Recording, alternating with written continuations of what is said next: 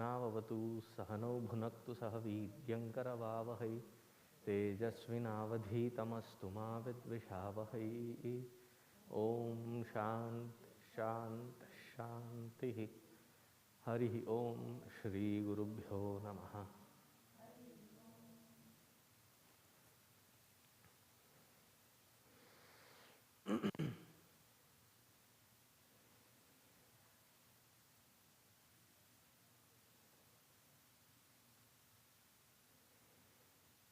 How many of you are from the first session?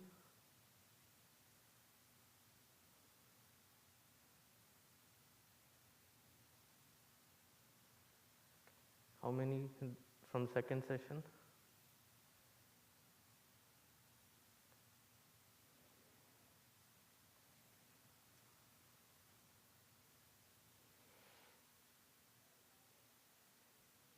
So that gives me a picture as to how many are missing.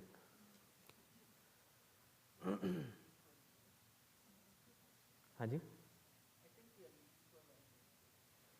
No, the number may look equal. How many are missing is clear.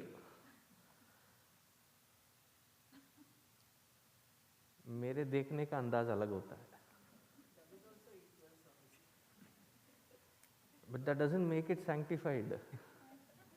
It may be equal number of people missing, but it was never a comparative thing.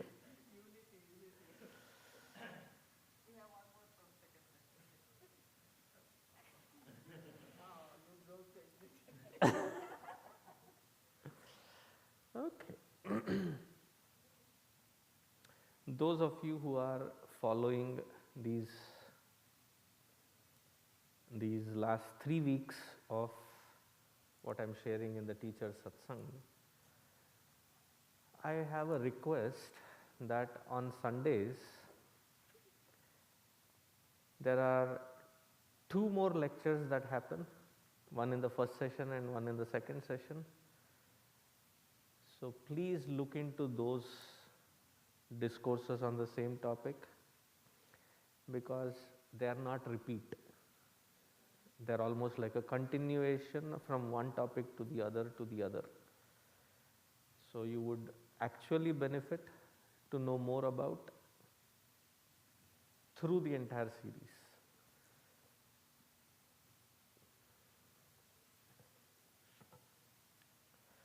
So having said that, today I would like to focus upon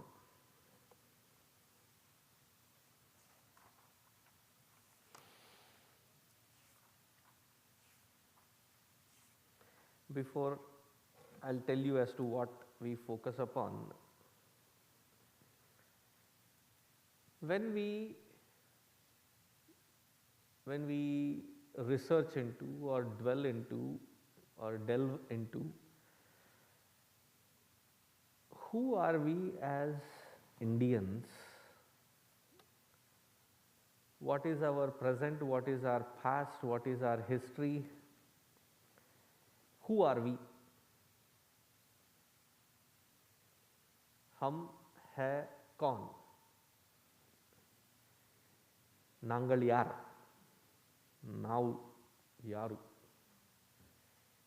मनम Amity, मैं, हम कौन? हम भारतीय, मतलब क्या?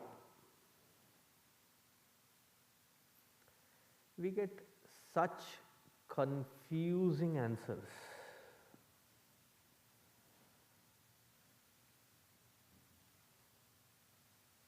Confusing. Where we define ourselves with Bollywood, cricket,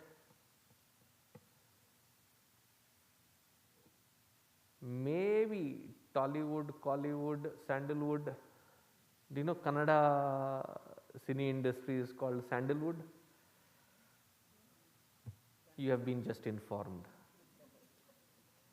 Enama? No, that is fine, but movie industry. That is we identify with. If you look at food and other habits, we would identify with naan, paratha, Mughlai, Hyderabadi dum, biryani, Kashmiri dum, aloo.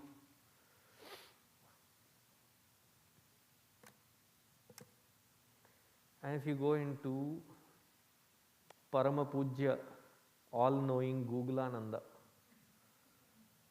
it will take us to Wikipedia, where confusion further gets enhanced. How many of you survive on Wikipedia? Most of what it has on Indian, Bharatiya, Hindu, it is not well researched, but we take that as our input. So our ancient, deep history, whether it is on the social media or on the internet or on the books, we are left more confused. Gautama Buddha, there is a discrepancy of almost 1300 years. Adi Shankaracharya, a discrepancy of about 750 to 800 years.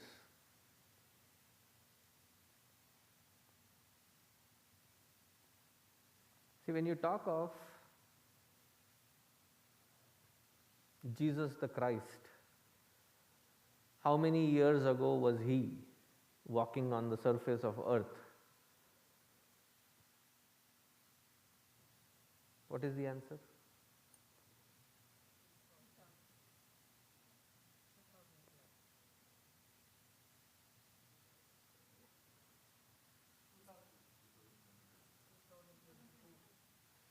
पक्का check करो.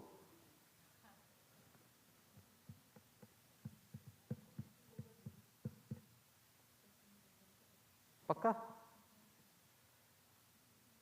Because the whole, he is not even just valid, but a whole calendar time map schedule is based from Christ. 2022 after Christ, right? That is how we have set the time. That there is no discrepancy, but 2000 years, no, 2022 precise.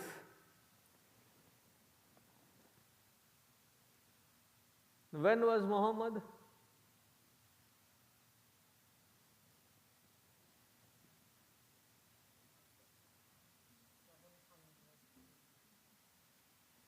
Check karo again. No, 1400 years ago, but which AD? Anybody? What does your all-knowing Googlananda say? Amma, Muhammad. Because you have a parallel discussion happening there. 756 AD.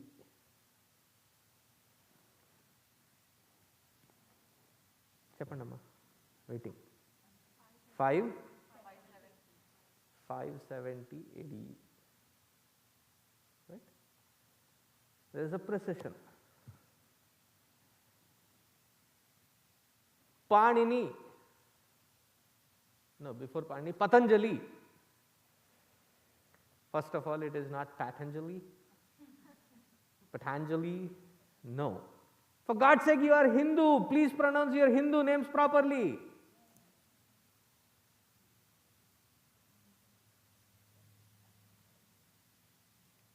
Even your names, not for the others' convenience, pronounce it as you should be pronouncing it. It is not Patanjali, it is Patanjali. because there seemed to be a product which is being sold in that name, and therefore Patanjali products. No, it is not Patanjali products, it is Patanjali Rishi. There is a discrepancy of almost about 2000 years, 4000 years for Panini. Panini is not your panini bread. Who is Panini? The one who has consolidated the Sanskritam grammar into 8 chapters. Both the works of Patanjali Rishi as well as Panini are called Ashtadhyayi.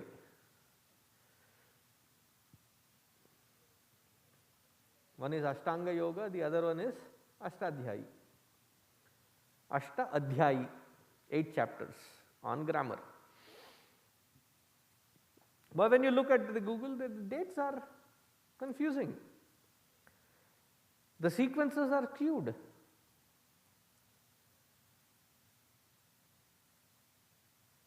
When I sit down to write Bhagwan Adi Shankaracharyaji's lineage as to how many years, I have a different number, and what the books and the Google and internet show, there is a discrepancy about 750 years.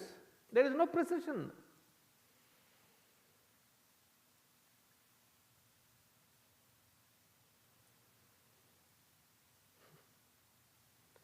Vedic historic figures are often referred to as mythological, the mythological characters of Ramayana, the Ramayana. Ramayana, it is not a mythological character, it is a historic significance. But we unabashedly use the word mythology, mythological character.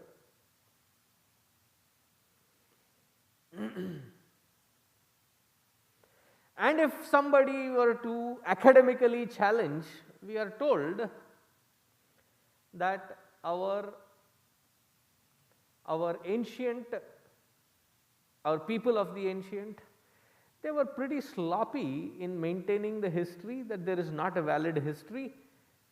There are inaccuracies in that history, and the whole civilizational approach of Hindus to Bharatvarsha, there is no valid history or historic upkeep.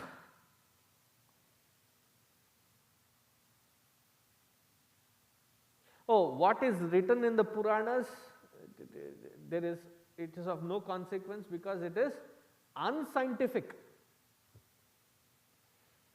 It doesn't get approved by the modern approach of historic relevance.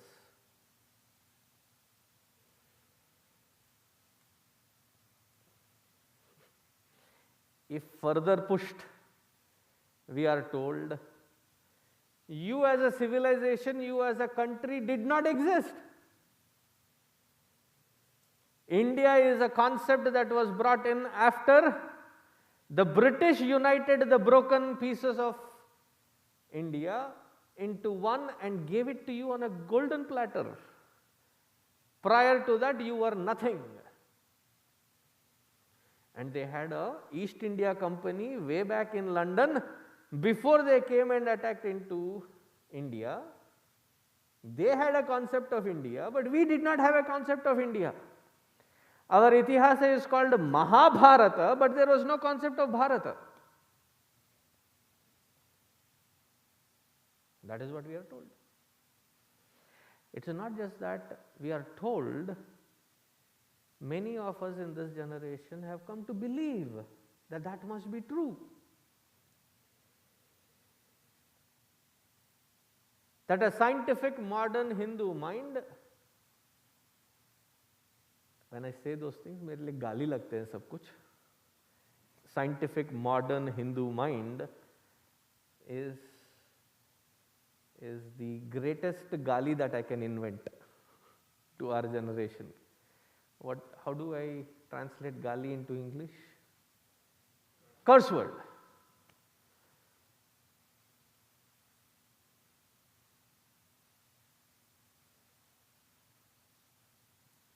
Why I say the greatest gali?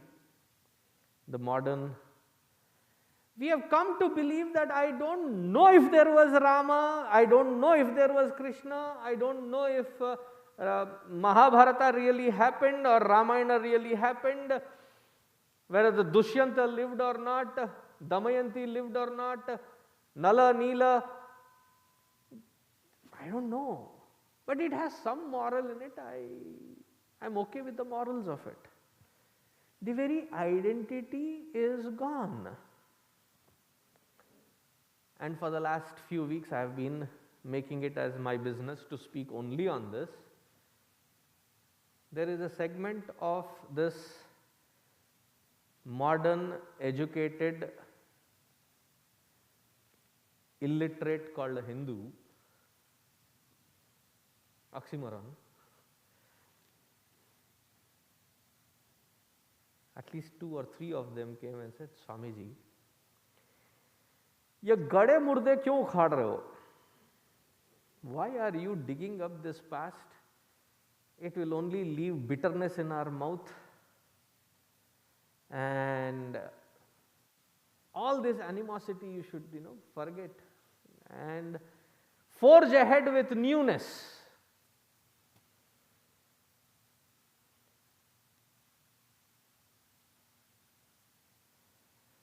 Can you put a step on your ladder without your earlier foot on the ladder?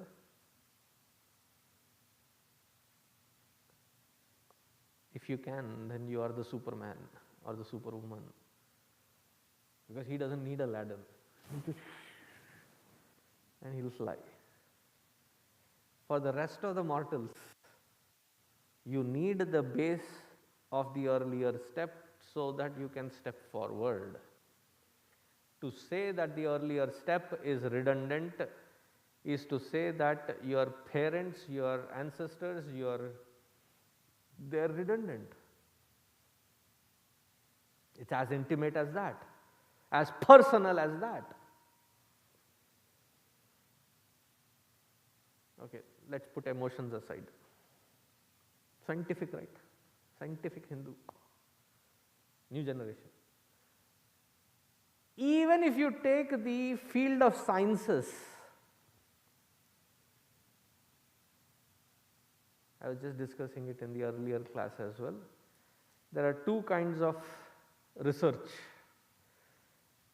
the way I look at it. One is called evolutionary and the other is called revolutionary. What is evolutionary? There is a mass of knowledge and wisdom that has been gathered over generations, and looking at that, me with a new fresh look, I go grabbing a newer dimension, a newer understanding, newer comprehensiveness, and then present it to those who have been researching in that field, saying this is the newer dimension. It is accepted. Why? Because the past research has been extended. If the past is not accepted, the past wisdom is not accepted, newer innovations are impossible, even in the most scientific approach.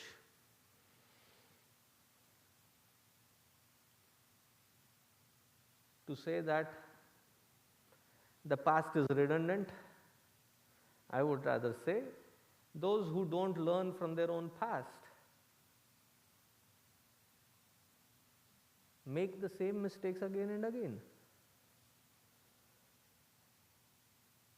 We as parents know it, right?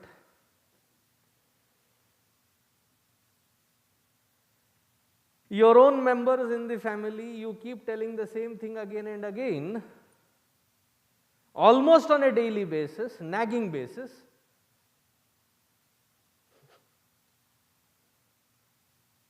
Every family has one fellow who brings the wet used towel and throws it on the bed.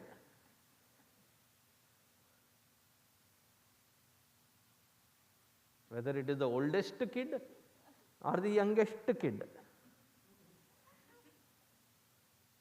समझ रहे हैं ना, इशारा काफी है ना.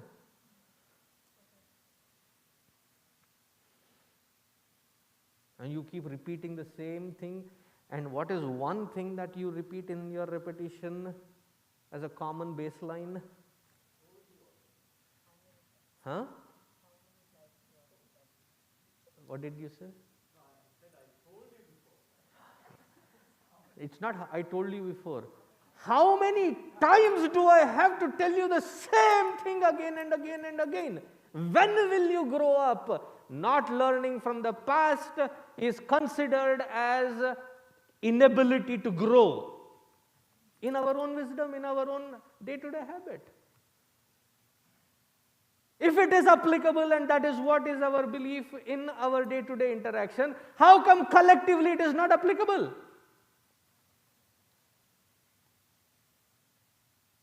How come we become so disconnected with our collective past by saying that is redundant, क्या फर्क पड़ता है, गधे क्या औलाद हो?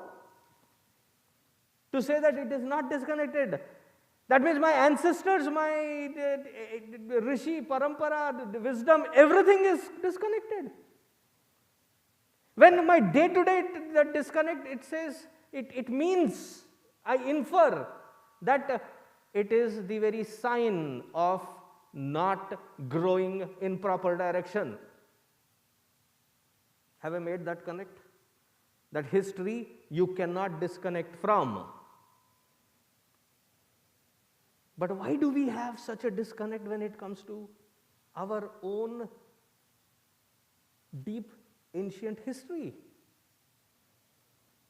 To a certain point wherein that Rama who is there on the altar, I may, as a habitual error, bend down, but deep within,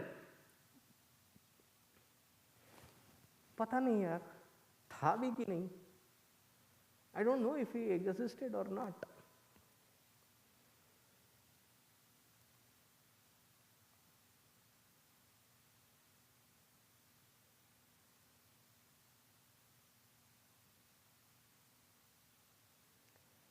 Absence of complete Shraddha. Not in Bhagwan, not in scriptures, in our own self has come to be our experience. When the disconnect from the past happens, I end up doubting my own self. Not just Rama, Rama is only the beginning. The final culmination is I disbelieve in myself.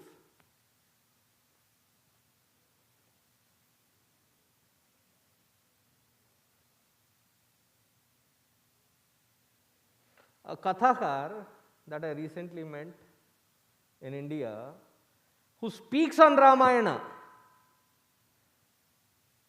from the stage, has thousands of devotees listening. I happened to meet him in Rishikesh, and we are sharing food, and he says, Swami ji, क्या फर्क पड़ता है भगवान राम थे या नहीं? अरे भगवान के नाम पे पैसे कमाते जरूर हो.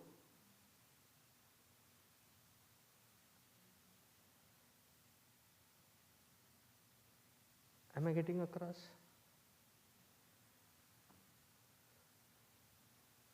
I did not get across? Huh? Okay. Thank you for reminding that. It's like, it doesn't matter for me if Rama existed or not. I make a katha out of it. as entertaining as possible.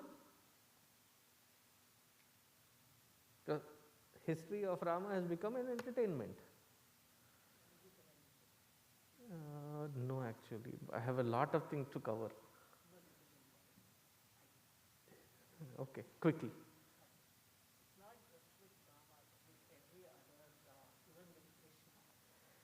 No, when I say Rama, Rama is only a representation of entire God system, avatara, everything that has to got to do with Hinduism.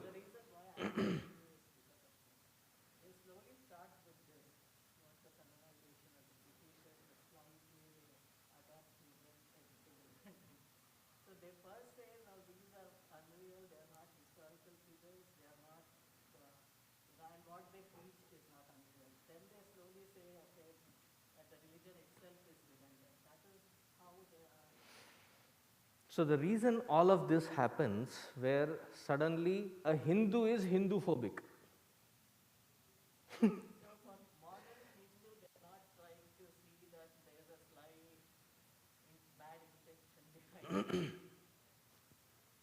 Why are we turning to become being a Hindu who is conveniently practicing Hinduism? I ended the last session with convenience of practicing Hinduism. Is because we are against a pattern of narratives, at least about 5 or 6 different kinds of narratives for the last 300 years. You may want to note down these names, dates, books, references for your own later posterity. William Jones,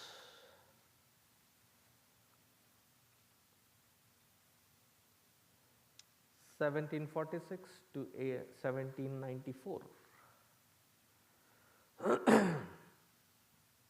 When you Google William Jones, you will also find another philologist and mathematician named William Jones. I am not talking about that fellow. I am talking about this fellow who came into India, and he was a British officer.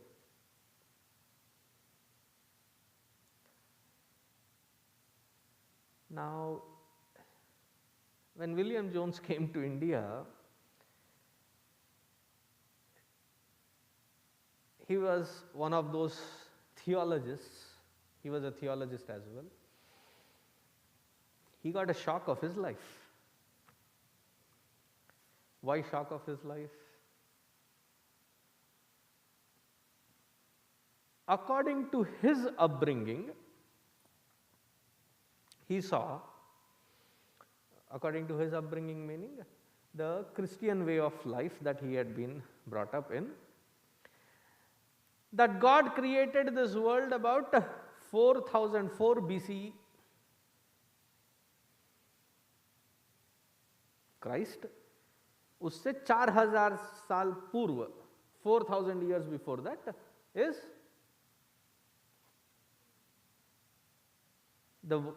the sequence of creation of world. God created it then. About 3400, about 3400 was when Noah's Ark, when the whole world got submerged and Noah's Ark survived, along with it all the flora and fauna that he was asked to collect the samples of got saved, and when it subsided, reprocreations happened. It comes in Genesis. Genesis is not the Hyundai luxury car model's name. Genesis is the first chapter of Bible.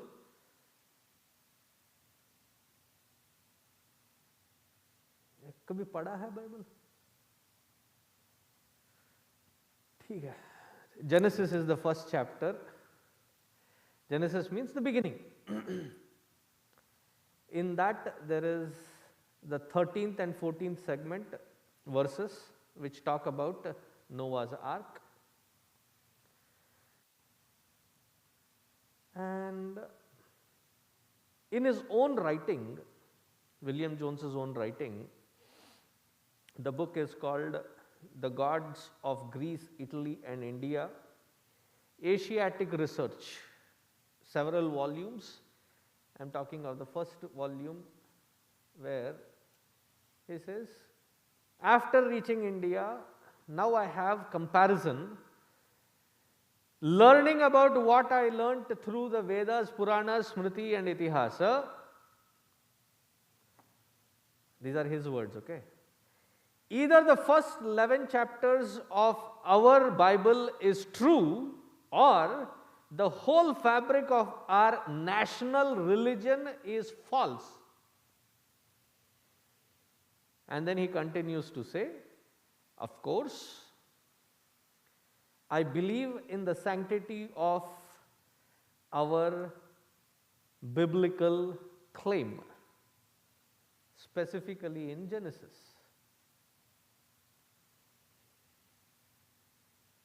Therefore, I see that what the Vedic literature has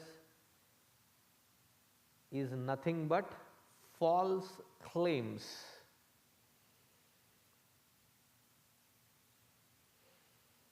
When was this? 1788 he published that book. This is 2022.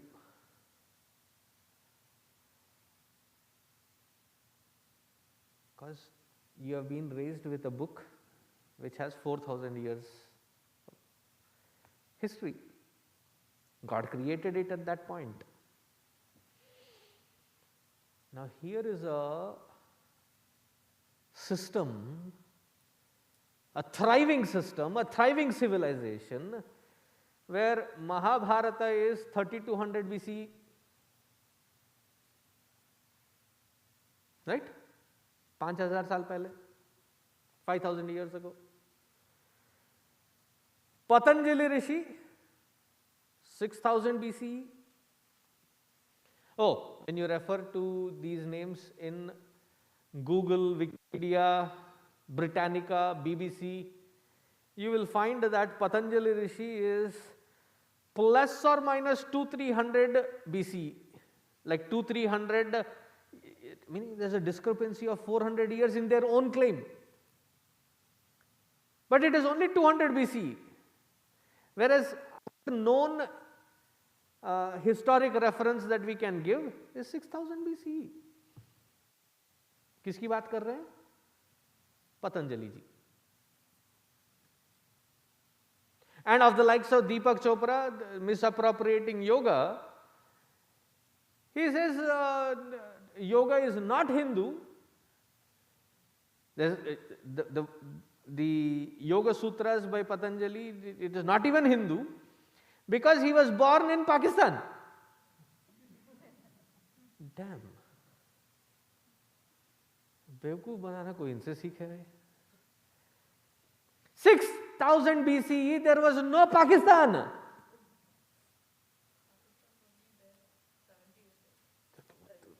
That is Vidita, but the way it is being portrayed, that it has nothing to do with Hinduism.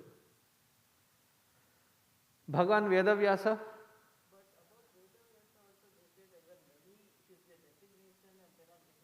No, it is not a designation, there is no proof for it. Vedavyasa ji, Bhagavan Vedavyasa, Vyaso Vishnu Rupaya, Vyasa Rupaya Vishnave. We consider him as the avatar of Bhagavan Vishnu. He wrote 18 Puranas, 18 Upapuranas, entire Mahabharata. He put the effort in writing in a written format. He formatted all the Vedic literature. He has written a commentary offering his salutations to Patanjali Rishi.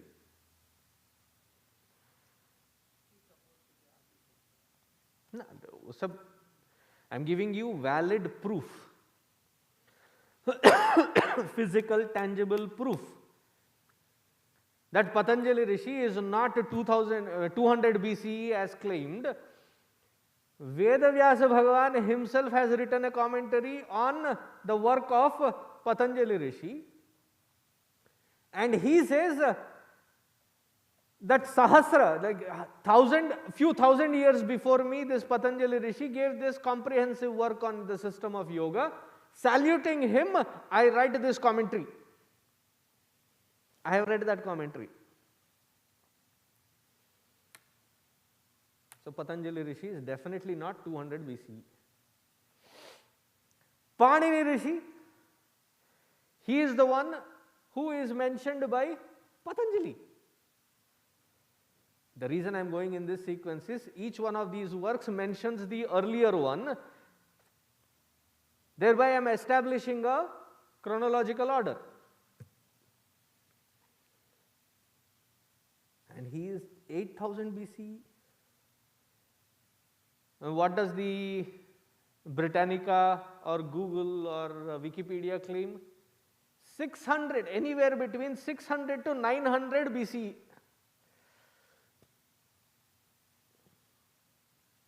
How many of you had the opportunity to meet your great grandparents? Awesome. Awesome, awesome. Like 10 hands went up. If anybody of us were to ask them, when exactly were you born, to them, they would say, Ayo, Bidi. They would give a reference and it would be a plus or minus of 5 years, maybe 10 years. Acceptable.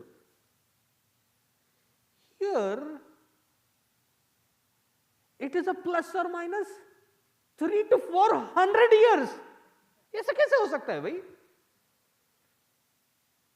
Do you see how they put the chronology in such a confusing manner, where even to claim that it is real, you feel suffocated? Right? Surya Siddhanta, which Panini ji mentions, is about 14,000 BCE. So right here in the chronological order, I have shown from Mahabharata to Patanjali Rishi to Panini Rishi to Surya Siddhanta, and Surya Siddhanta refers to Ramayana, Valmiki Ramayana.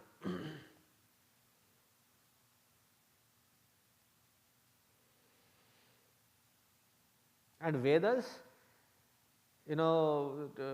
initial Vedas, middle Veda, recent Veda, this cacophony of Vedic literature is not acceptable, because Vedas as a whole mass is called Apaurusheya. Apaurusheya, that which is not authored by anybody. How can such wisdom be not authored by anybody? Music. Who is the author? There could have been contributions of many in between. Bach, Beethoven, Beckham नहीं है ना? नहीं, Beckham football player है, नहीं. Bach, Beethoven, these are contributions. Voltaire, these are contributions. But who wrote music? Ancient. Languages? Ancient. In Gurudev's own words, you are proud of one book, we are proud of such books which fill several libraries.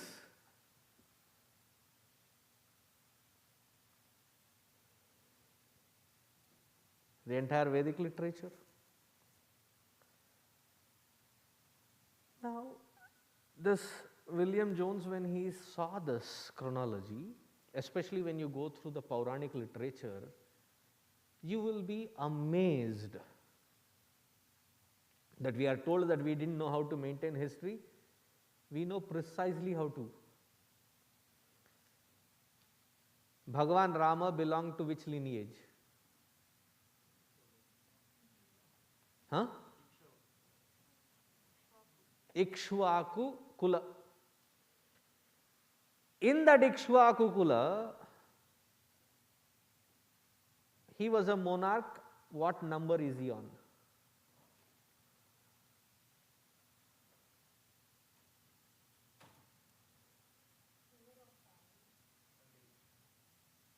Ayyo, somebody call 911.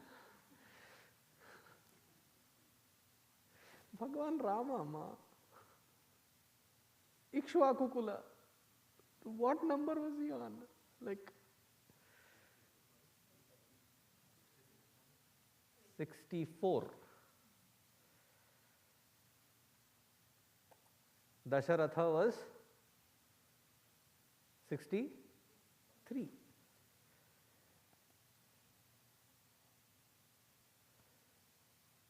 So we have the entire lineage.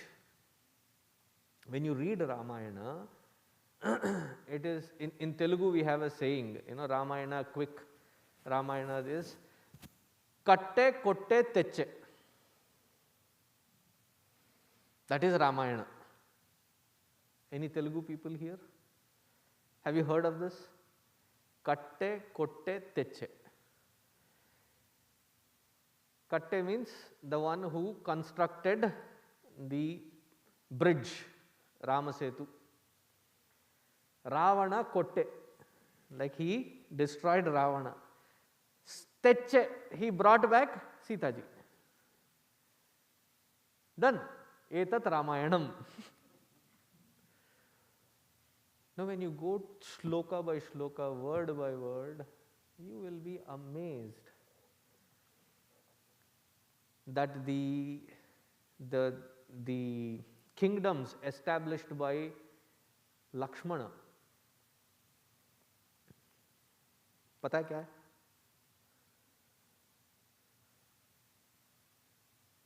Anybody? So Ramanand Sagar did not do a good job. We'll always blame it. Lucknow, Lakshmanapura. Lava Kusha, Lahore, and there is one more city right next to it. That is Lava and Kusha. Sita ji came from which kingdom? Where is Mithila with today's reference? Nepal.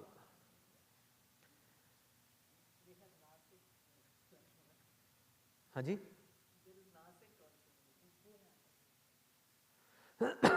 This is what is in Ramayana. They'll give you the star alignment, they'll give you the mapping alignment.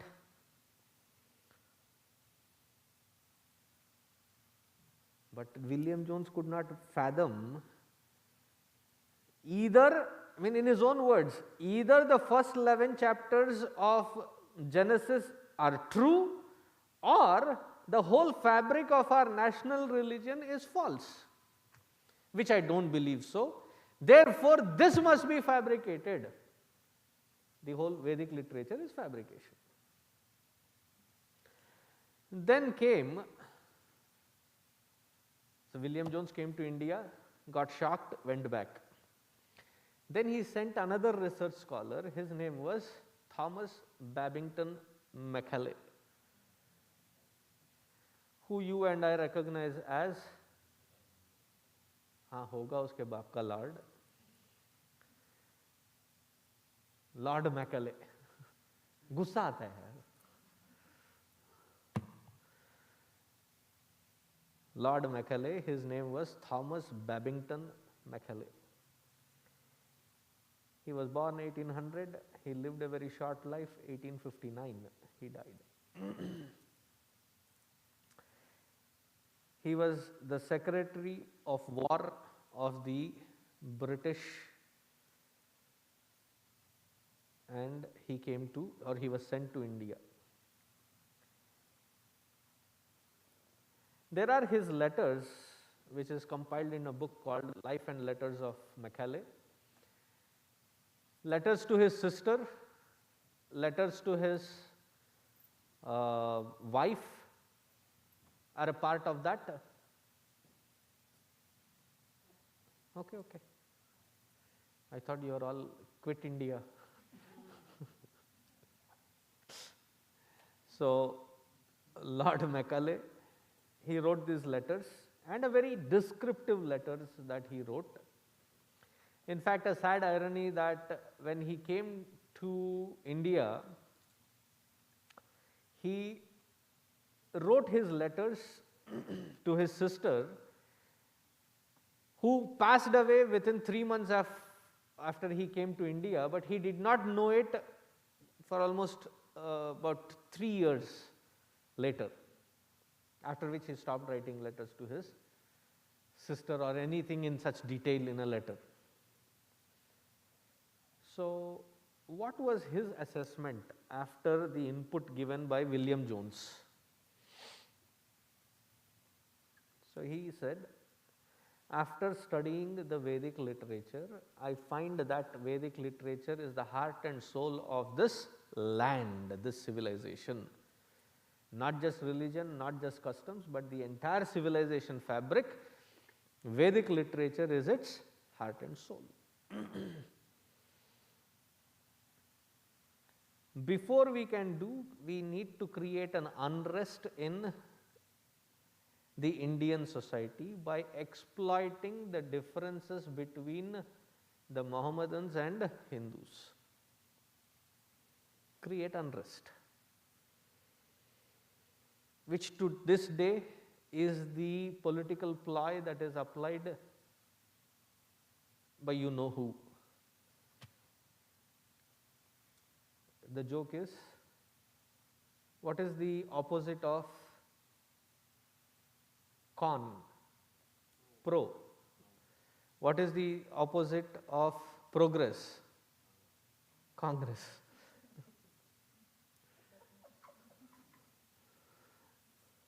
Oh, you didn't know this?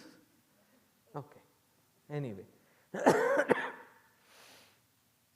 So that was observed by him way back in 1843, I think.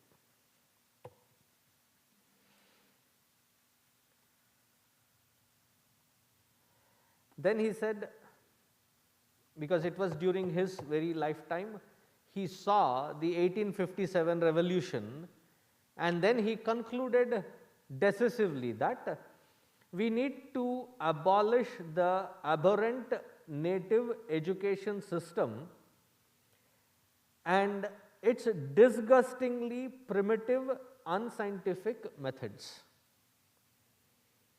in his own words. He also said, because up until 1857, every Indian used to carry arm on them, whether it is a knife or a sword or something for self-defense and protection. They used to all, and they were quite equipped and agile in using it, men and women, because there was, like today we have Starbucks at every corner. In the Bharatiya context, every kingdom, every corner street was occupied by something called akhada. Akhadas mean that where there is martial art training given, and he was shocked that it is given to a commoner. Even a commoner is equipped with this acts of self-defense. We need to abolish and make sure that we don't allow anybody to bear arms. And we need a commission established. Who is bringing all these observations? TBM, Thomas Babington Macaulay. So he, in his letters to his wife, states that because the soul of the civilization is Vedic literature, the Vedas have to be corrupted, that the Hindu disgustingly disowns their own Veda.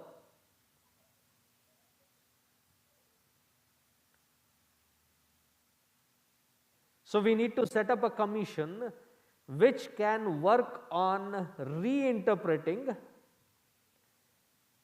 misinterpreting, and we need to fix their history. We need to fix their historic references.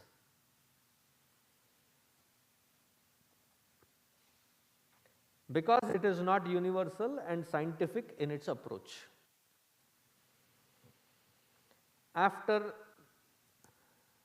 Because he was considered as a failure, he could not stop the revolution, and by the time he reached back, his journey did not go well, he died. After him, there is also a reference of him in between going to the British Parliament and in front of the Queen, giving all this as a report to the British Parliament. So in the 1840, there was a commission established, but the purpose of that commission was not having its direction until Macaulay's report came in, and they found a research scholar called Frederick Max Muller. Frederick Max Muller, 1823 to 1900.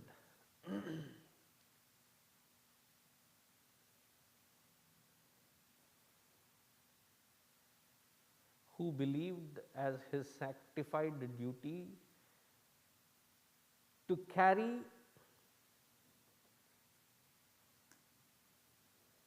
the biblical order and to prove its superiority. He took up the task. At least I would give credit to William Jones and Macaulay, because they travelled across to India, studied on ground. Max Muller did one leaf better than these two. He never came to India. He lived the longest among the three that I am mentioning, 1823 to 1900. He never stepped into India. Without stepping into India, without knowing ground reality, without interacting with the living civilization and culture, he has written several commentaries. Even to this day, when you refer to the Vedic literature for a commentary, you do not find an authentic Vedic scholar, Veda Pandita, their commentary, but you will find Maximilian commentaries. Irony is, by the time he died in 1900, he had already had an opportunity to meet Swami Vivekananda, after which he completely regretted what he had done earlier to the Indian history. That in his own words he has said that it has to be trashed, whatever he has done. They did trash. They trashed his remorse, which he confessed at the end, but the rest of it they are still using it. Even to this day, when you refer to books, whether it is Sheldon Pollock, Wendy Doniger, or any of such, their reference books are Max Muller again. So what did his way of working bring? There are 7, while he was still alive, there was a recording of his 7 lectures which was printed in books, which was the syllabus for anybody who was going to interview for ICS. What is ICS? Indian Civil Service System.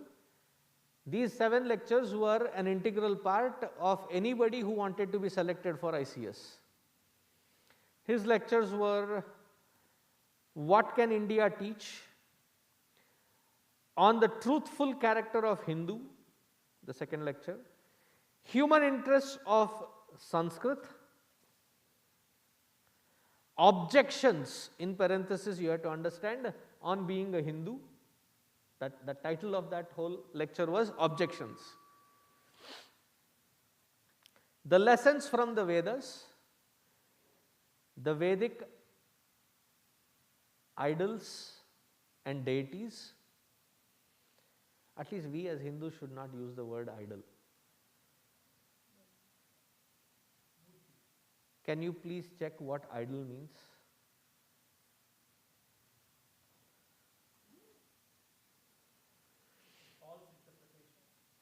A false interpretation of that which you believe in.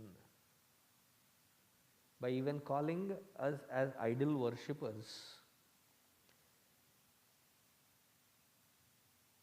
we also say, right, I am worshipping the idol. We have used this English, we have not grown up with it, but we have used this English and it has become our mainstream. At least start saying it as Vigraha or Murti.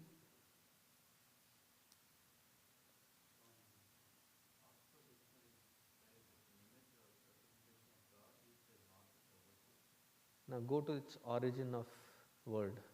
That is where you will find the meaning. Etymological derivation of the word Lord, when you go into it, from Greek to Hebrew to, or Hebrew to Greek to English, Germanic to English, you will find the meaning as false definition or false interpretation. See, even there is a layer. When you do research, just researching in Oxford or Merriam-Webster is not going to cut it. You have to go to its root. कभी इत्मीनान से बैठ के करना, madam का meaning क्या है? इत्मीनान से. In your own time, go research. Then the last topic that he spoke on was Veda and Vedanta.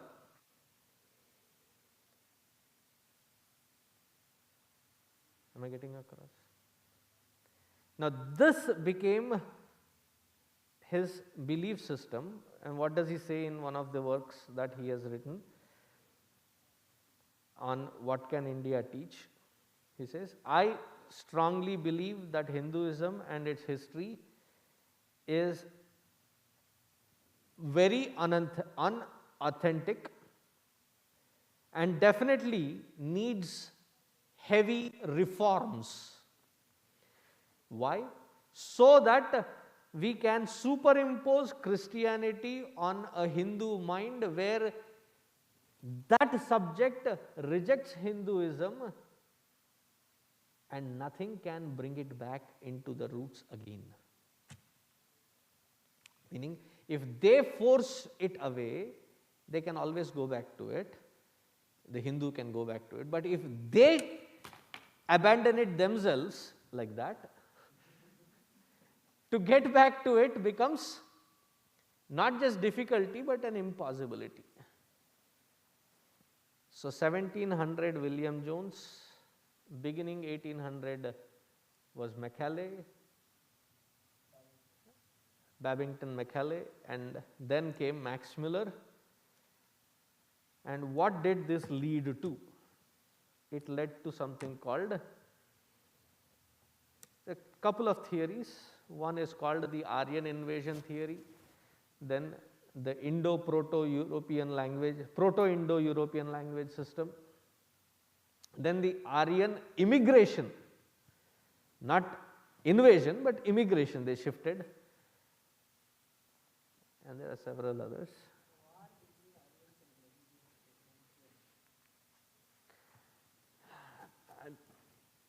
Listen to the next one, which is in the next session, and it will be on YouTube. So you will have a comprehensive picture of it.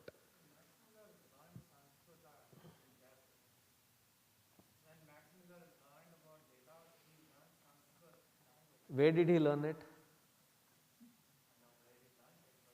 In Oxford. It was not learnt like how it should have been learnt. He's never stepped into India. He got all the documentation from the British Library, from whatever they had amassed, and his research is based on that. He wanted to do his research in Germany, but then the funding was being given by the East India Company, so he had to shift his entire family to London, and that is where he stayed till 1900.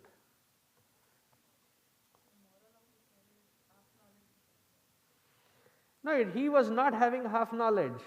He was having a complete knowledge, as that is what the last statement was. That he wanted to interpret it in such a way that in the psyche, Hindu psyche, Christianity can be superimposed so that he can disgustingly give away his old systems. So it was not a mistake. It was a planned, schemed method that they employed. गलती से mistake नहीं हुआ है, deliberately किया गया है. That is what I wanted to prove. Amma, I'll have to stop.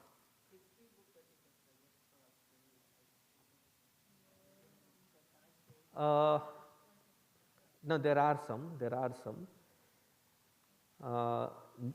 Jadunath,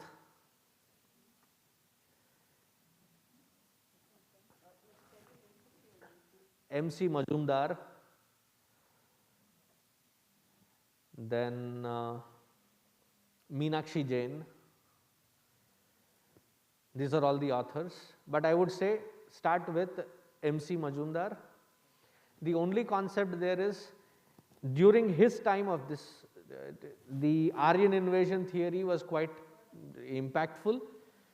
So he talks about it as a, not as a hypothesis, but as a, but if you put that aside, the rest of the dates, especially of the British time, then the Mughal and the other dynasties, and then continues prior to all of that. That is where this hidden gem of history that you can find. He has written it in 11 volumes. It is available on archives. It is downloadable, 11 volumes. Indian Civilization. R.C. Majumdar, it will take you to those. R.C. Majumdar, archives.org, you type that much, it will take you to that link. MC Majumdar.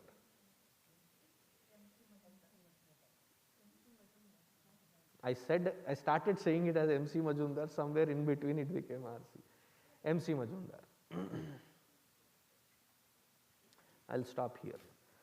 Om Shant Shant Shanti Hari Om Shri Gurubhyo Namaha Hari Om.